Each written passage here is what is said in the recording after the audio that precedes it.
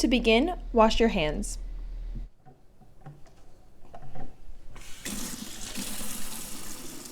And rinse the fresh peaches in cool running water.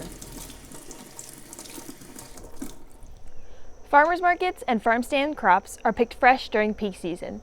This means that you're getting the most amount of vitamins and minerals as well as the best flavor. Definitely try going somewhere local to buy fresh peaches for this recipe. Peaches are drupe fruits that have a fleshy, thin skin with a central stone, also known as the pit, that contains the seed. Later, we'll be cutting around this pit, but for now, we have to peel these. So you can start by taking your peeler and starting at the top of the peach and peeling downward. Once peeled, cut the peaches into fourths around the pit. The pieces do not need to be neat or equal in size because they will all be going into the blender. For easier blending, cut each fourth in half.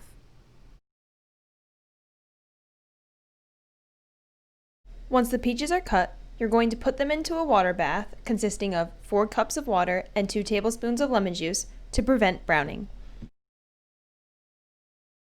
After 5 minutes of soaking, you can take out the peaches with a slotted spoon and put them in the container that you're going to use to freeze them in. Once you've put your peaches in their container, you can freeze them for 4 hours or overnight.